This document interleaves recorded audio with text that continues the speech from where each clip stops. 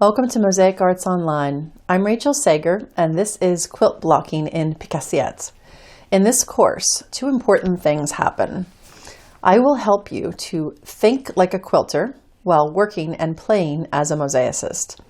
And I will help you see Picassiette, the art of the broken plate, in a whole new way. Quilting and mosaics are kindred arts. They tap into similar parts of the creative brain.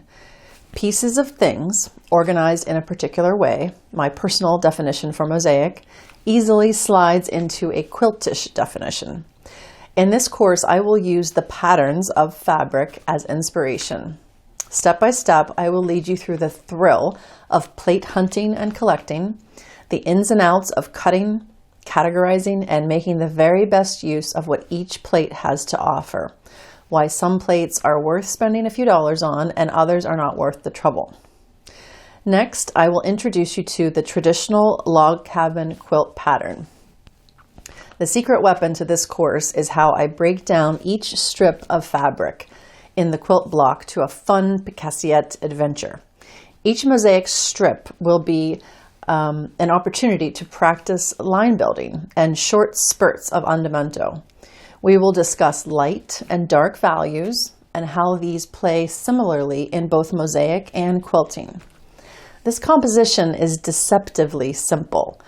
It's accessible to a beginner, but has challenges that someone more experienced can enjoy adding to their mosaic library of learning. To sum it up, this course has layers that can be tapped into on many different levels and ends with a finished and elegant composition. Included in this course is a list of all the tools, materials, and resources you will need. So let's break some plates. Rachel, thank you so much for coming to Mosaic Arts Online. You have brought a course that is so unique and so inspirational that I can't wait to share it with all of our community and students. But before we get started in really what the course is about, give me a little background on how the quilting and the mosaic really merged together. Well, first of all, I come from a quilting family. It goes all the way back to my great-great-grandmother in Kentucky. Wow. We have a stack of her quilts. I've been kind of hoarding them. You know, when someone doesn't really necessarily care, I'm the one that cares. So they're in my house, and I sleep under them. I love them. Awesome. Yeah, and my aunts and uncle are still very active in making quilts, and so I'm just surrounded by quilts. But the Ruins Project, the latest group project that we have put together, is building 3 quilts on the walls of the ruins out of mosaic, right? To represent the patch town. The patch town is a little colloquial term for coal company towns. Mm-hmm. You know, a lot of people know that the ruins is all about the coal history, and we're trying to represent, like often we represent the men working in the coal mines, but we really wanted to embrace the family and the women. The support system behind the man. Exactly, on the other side of that threshold, right? Yes. And so quilts just turned out to be an absolutely perfect composition to tell that story. And we have 3. Mm-hmm. One, they're all built from different materials, and one of them is actually a Picassiette quilt. So Picassiette quilt, you know, that's pretty much where the connection was made. And my brain is just, it's becoming quiltish. Your brain is quiltish, it's expanding, and we are the lucky ones because of it. So in this course, there is so many different layers to look at and so many different ways to be inspired, such as the fabric, the plates, and Rachel really dives in deep to make something that is simple quite beautiful and amazing, and still a really amazing learning experience. So how did you choose to do this exact project? If this is someone that wants to follow along with you, they can make this exact project. Yeah, I mean, their interpretation of this exact project will be different because everybody collects different plates. Different plates, different and cuts. They're inspired by different fabrics. Mm-hmm. We don't use fabric in the course. We are inspired by the fabric. Yes. So we look for fabric that we love, and sometimes a plate will will kind of not match exactly, but they'll have the same feeling. Yes. And so, what was the question? About how they can follow you along with making that. Yeah. Well, what I love about this course is how it's broken up into very bite-sized steps. And each step if you see the strips in the block, the quilt block that is built from a log cabin pattern, one of the more simple quilt patterns out there.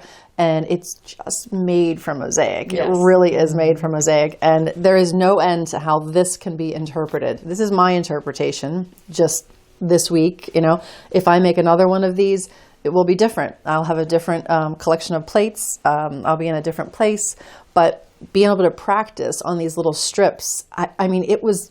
honestly, it was one of the most fun projects I've ever done. Well, and watching you work as we created this course, that's what's so amazing is how many different mosaic techniques you really bring to it. The cutting, the andamento, the spacing, it's piecing it together, making a composition. There is so much mosaic in this, and having this beautiful finished piece to hang on the wall and using the easy frame from Wits End Mosaic. I don't know... I can't wait to make my own. I just have to say, and then you can make a whole wall of them and really have a quilt on the wall. Yeah, that's the other deeper dive into this piece. This is one block for a quilt, but you could shrink this. It doesn't have to be this big, and it could be a group project. You could make a series of them and create a mosaic quilt. When I wanted to say something else I wanted to bring my attention to this plate over here. I can't not talk about that plate. I got into big trouble on social media a month ago. I posted that picture of that beautiful plate, and I told everyone that my mother was really upset with me because I was threatening to cut this beautiful plate up. Gorgeous landscape, made in America kind of a plate. And it's a special one because it has such an interesting mix of colors, and it tells a story. It's the pioneers crossing in America, and my mom loves it. And guess what? It never got broken. I know. I think there'll be a lot of happy people, including my mother. Well, and I think that's the beautiful thing about these plates is really nowadays you can't find plates that tell these kinds of stories. So these really are a beautiful story now, and we're turning them into a different story. Patterns and patterns, like patterns on top of patterns. Yes, and it's awesome. So you have brought, I know you and I talked about it while filming this, the origination of what both of us used as a material to first start as mosaic, and how accessible it is, and how fun it is, and how gratifying it is. I am so grateful you've brought this back and here to Mosaic Arts Online. It's nice to go back to our roots, isn't it? That's one last thing I didn't mention is how this Picassiette, is it's a gateway for so many mosaic artists to get started. Yes. You don't need to know too much. You just start breaking plates and figure out ways to stick them onto things, right? I mean, that's how I started. That's how you started. Yep.